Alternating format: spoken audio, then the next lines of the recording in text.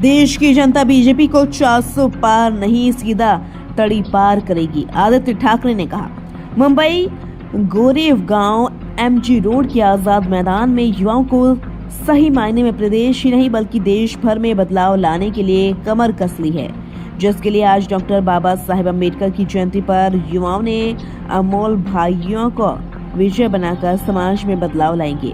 इसके साथ ऐसा प्रतिपादन करते हुए शिवसेना युवा प्रमुख आदित्य ठाकरे मंच पर से उपस्थित युवाओं के जनसैलाब को संबोधित करते हुए कहा कि केंद्र सरकार से भाजपा को तड़ी पार कर इंडिया गठबंधन की सत्ता में आएंगे। उल्लेखनीय तौर पर दक्षिणी भारत ने भाजपा व नरेंद्र मोदी के लिए पहले से ही दरवाजे बंद कर दिए हैं। केरला, तमिलनाडु, कर्नाटक, आंध्र प्रदेश जैसे प्रदेशों से बीजेपी आने देने के लिए सभी दरवाजे बंद कर दिए गए हैं। तो फिर मैं पूछता हूँ कि यह 400 कहां से चांद पर से लाएंगे क्या? आदित्य ठाकरे ने मंच से दहाड़ते हुए कहा, मेरे पिता के जमाने में हो गया, वो कभी इन गद्दारों से कोई वफा की उम्मीद नहीं करते थे। आज भी लोग मुझे कहते हैं धन्यवाद। मैं पूछता हूँ उनसे कि आप मुझे क्यों धन्यवाद कर रहे हो? तो मैं कोई मंत्री नहीं हूँ। आम मुंबई कर जनता कहती है कि आपके पिता ने अस्पताल में समय पर स्वास्थ्य सिलेंडर बेड की व्यवस्था करवाकर हमारी जिंदगी बचाई है।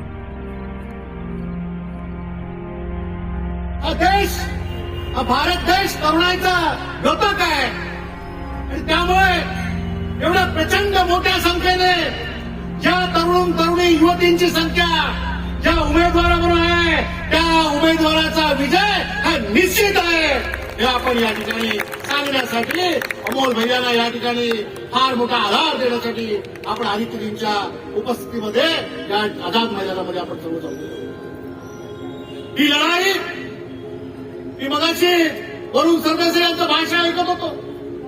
त्यांनी सांगितलं की कुरुक्षेत्रावरती श्रीकृष्णाने अर्जुनाला काय सांगितलं, या संपूर्ण संस्कृतीमध्ये कौस बाबा आणि श्रीकृष्णाची लढाई आम्ही पाहिली, रावण आणि श्रीरामांची लढाई आम्ही पाहिली, अर्जुन आणि श्रीकृष्णाची कौरवांबरोबर झाली लढाई आम्ही पाहिली।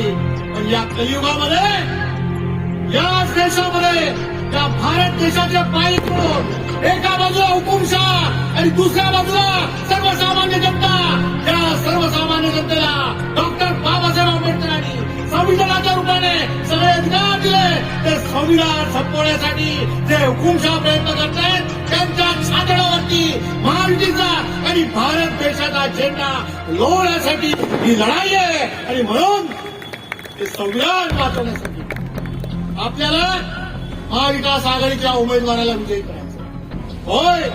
आज आपल्याला निश्चय करायचा आहे की महाविकास आघाडीला मत, अमोल कीर्तिकर यांना मत, म्हणजे डॉक्टर बाबासाहेब आंबेडकरांनी लिहिलेलं संविधान वाचवण्यासाठी मत, हे आपल्याला निश्चयाने लोकांना घरोघरी जाऊन सांगायचं। जास्त वेळ बोलणार नाही। सन्माननीय आदित्यजींचं भाषण ऐकण्यासाठी आपण या ठिकाणी उपस्थित आहात, परंतु मी आपल्याला एवढंच सांगेन की त्या देशाचे पंतप्रधान नरेंद्र मोदी यांनी 2014 मध्ये पहिल्यांदा निवडणूक लढवली, त्यावेळेला या देशामध्ये अच्छे दिन आएंगे हे स्वप्न आपल्याला दाखवलं। बांधवांनो, भगिनींनो, या संपूर्ण देशाची आर्थिक स्थिती ही आपण सुधारू अशा पद्धतीच्या वल्गना केल्या। या देशामध्ये 10 वर्षामध्ये 20 कोटी रोजगार आम्ही उपलब्ध करून देऊ, वर्षाला 2 कोटी रोजगार आणू अशा पद्धतीचं आश्वासन या भारत देशाच्या जनतेने।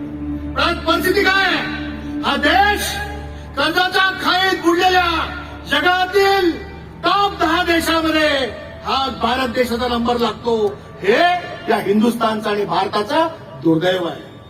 अध्यक्ष, या ठिकाणी आज जर बघितलं